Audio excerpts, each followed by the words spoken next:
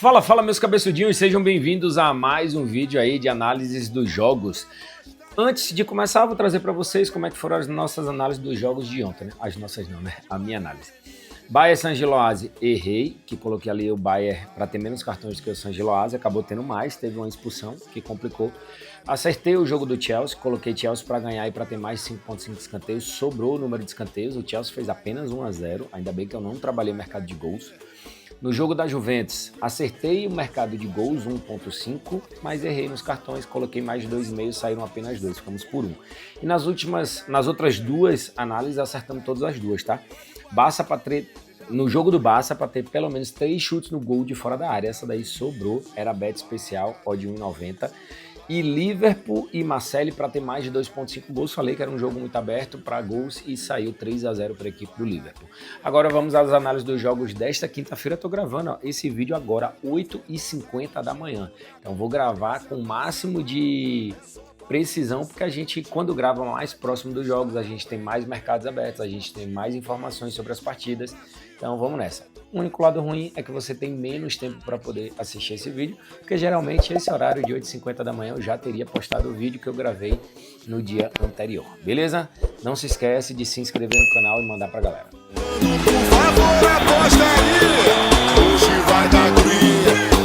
Vamos analisar aí do nosso primeiro jogo. Temos a equipe do Freiburg enfrentando a equipe do Maccabi Tel Aviv. Na classificação, o Freiburg está muito bem, é o 5º colocado da Liga Europa, 6 jogos, 4 vitórias, 2 empates e ainda não perdeu na competição. Mas tem um detalhe aqui que me chama muita atenção no Freiburg, é esse aqui, ó. O time tomou apenas 3 gols em 6 jogos, 3 gols em 6 jogos. É muito boa a defesa desse time alemão. E aí você vem aqui para o Maccabi Tel Aviv, que é o penúltimo colocado, o time tem apenas 1 empate e 5 derrotas. O time tomou 18 gols em 6 jogos. Uma média de 3 gols sofridos. Mas o que me chama mais atenção ainda, o time marcou apenas 2. Em 6 jogos, o time marcou apenas 2 gols.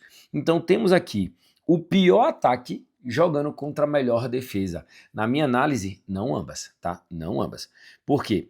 Na verdade, o Maccabi Tel Aviv é o pior ataque e a pior defesa. Ninguém tomou 18 gols aqui nessa competição, não.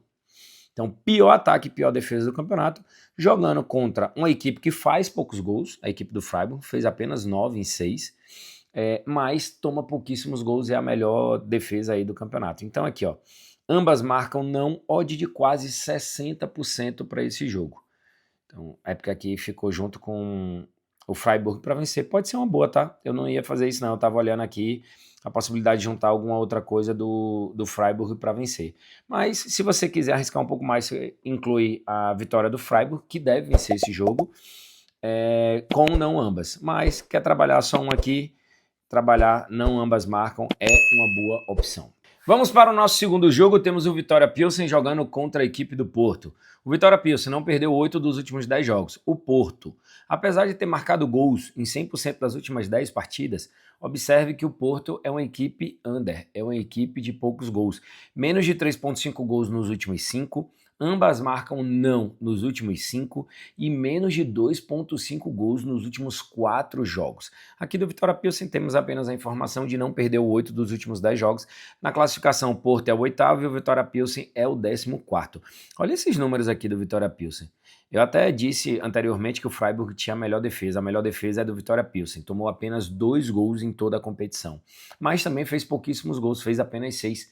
Tem uma média de 1 gol feito por jogo e uma média aí de quase 0.5 gols sofridos por partida. O Porto não está muito diferente, toma poucos gols e faz poucos gols, fez apenas 9 e tomou apenas 5. Média aí de menos de 1 gol sofrido por jogo e média de mais ou menos 1.5 gols feitos por partida, mas jogando fora de casa, esse número muda bastante. Qual é a minha análise para esse jogo? É um jogo de under. Então assim, ó, eu já criei aqui a aposta até para a gente poder ganhar tempo, eu fiz a análise anteriormente e coloquei total de gols na partida, menos de 4.5. Pode sair até 4 gols, só não pode sair 5 ou mais. Total de escanteios, menos de 12.5 escanteios. Pode sair até 12 escanteios, só não pode sair 13 ou mais. E menos de 7.5 cartões. Pode sair até 7 cartões, só não pode sair 8 ou mais. Juntando aqui, temos uma odd de 1,60. Então, estou trabalhando aqui com um jogo para under. Under de tudo. Under de gols, under de escanteios, under de cartões. Vamos para mais um jogo aqui, porque temos Young Boys enfrentando o líder dessa competição da UEFA Europa League, o Lyon, na classificação. Ó. Lyon é o líder. São 6 jogos, 5 vitórias, uma única derrota, meteu 13 gols e tomou apenas 3. Do outro lado você tem o Young Boys, que tá 50-50, 6 jogos, ganhou 3, perdeu 3. O time tomou 12 gols e fez apenas 8. Só que o momento do Young Boys é que é ruim, ó. Perdeu os últimos 5 jogos, levou 2 ou mais gols nos últimos 5 e o momento do Lyon é muito bom. Lyon venceu as últimas 6 partidas, marcou gols nos últimos 6 jogos, marcou o primeiro gol nos últimos 6. Porém, tomem cuidado, porque Endrick não joga. Eu sei, Pedro, mas Endrick só jogou apenas 2 partidas, mas em 2 partidas ele já meteu gol e já deu assistência. Então assim, Endrick encaixou muito bem na equipe do Lyon, ele precisava de minutagem. Mas por que ele não joga? Porque ele foi contratado durante essa fase já está rolando da Liga Europa. E aí, pelas regras da competição, ele não pode jogar nesta fase. Mas na próxima fase, oitavas de finais, que o Lyon deve cravar já a partir dessa rodada, ele vai poder jogar e ajudar o time francês sim. A minha análise para esse jogo aqui é trabalhar um mercado específico de tiros de meta. Eu trabalhei no último jogo do Lyon e bateu sobrando. O Lyon é um time que ataca muito, é um time que finaliza muito, é um time que joga muito para frente, é um time que busca muito jogada na área porque tem jogadores altos. E a equipe do Young Boys, ela precisa do resultado, ela precisa aí de uma vitória, pensando ainda em classificação para a próxima fase da Liga Europa. O Lyon joga um pouco mais tranquilo, o Lyon é o líder da competição, o Lyon já está praticamente aí com vaga selada para as oitavas de finais da UEFA Europa League. Mas essa opção aqui de 14,5 tiros de meta é boa pelas estatísticas dos dois times. Essa linha deveria estar aqui no mínimo em 16,5. Então, como eu vejo aqui que a linha está abaixo do que deveria estar, eu vejo o valor e estou entrando no mais de 14,5 tiros de meta na partida. É os tiros de metas do Lyon junto com os tiros de metas do Young Boys, tá? Soma os tiros de metas das duas equipes. Esse daqui é, na minha visão, um dos jogos mais equilibrados desta rodada. Roma contra Stuttgart. Eles estão muito perto na classificação. Ó. O Stuttgart é o 9º, o Roma é o 10º. Stuttgart marcou 12 e tomou 5. Roma marcou 10, tomou 5. Nos detalhes, Roma marcou 2 ou mais gols nos últimos 4, Stuttgart não perdeu os últimos 7 e teve mais de 1,5 gols nas últimas 4 partidas e ambas marcam nos últimos 4.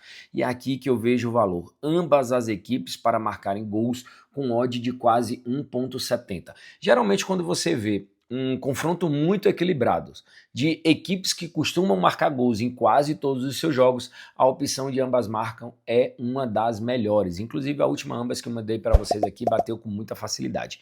Então Roma e Stuttgart, a minha análise é que ambas as equipes devem marcar pelo menos um golzinho na partida.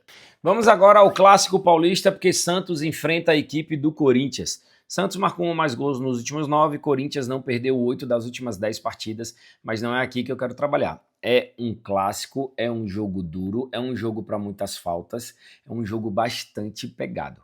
Galera, eu pesquisei aqui sobre o árbitro, tá? O árbitro Lucas Caneto Belotti. Ele tem uma média de 5,03 cartões amarelos por partida, em um total de 38 jogos apitados. É uma média alta de cartões, tá?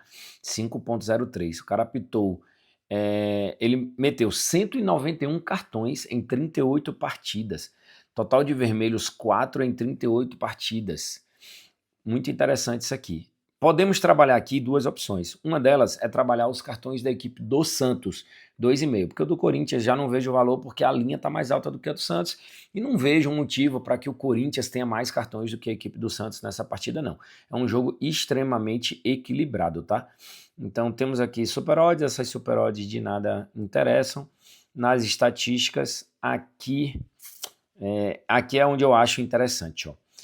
Total de faltas da equipe. Santos, mais de 14,5 faltas, odd 2. Corinthians, mais de 14 faltas, odd 1,85. Então, eu vejo mais valor no número de faltas de um jogo pegado, de um árbitro que costuma dar muitos cartões, é um árbitro que costuma dar muitas faltas, ele não deixa tanto o jogo seguir, ele é um cara que pausa mais o jogo justamente apitando faltas. E a minha análise aqui, pelo fato do Santos jogar dentro de casa, pelo fato do Corinthians ter um estilo de marcação mais acirrada, a minha análise é que o Corinthians vem aí e faça mais do que 14,5 faltas nessa partida. Então o Corinthians precisa fazer 15 faltas ou mais dentro dos 90 minutos. É uma média já dentro do que o Corinthians faz. E se tratando de clássico e de um árbitro que marca muitas faltas, essa é uma boa opção, tá? Então minha análise para esse jogo, Corinthians para marcar mais de 14,5 faltas. Encerrando aí mais um vídeo de análise, hoje trouxe para vocês os jogos desta quinta-feira. Eu quero saber quem ficou comigo aqui até o final. Comenta aqui final para eu saber quem são os cabeçudinhos que vão realmente ter resultado no mercado de apostas esportivas.